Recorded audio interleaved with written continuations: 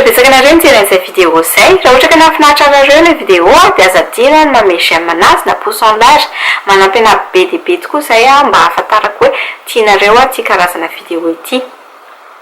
Dia azadina ihany koa ny misabone amin'ny chaîne, cliquez eo eto amin'ny tarehiko boribory eto ahafahanao manao an'izay fa dia manampy ana be dia be tokoa izany. Dia raha ohatra ka tianareo no mijery ny vlog fiainako isan'andro dia eto izay vidéo izay. Dia eto indray kosa ny vidéo manaraka.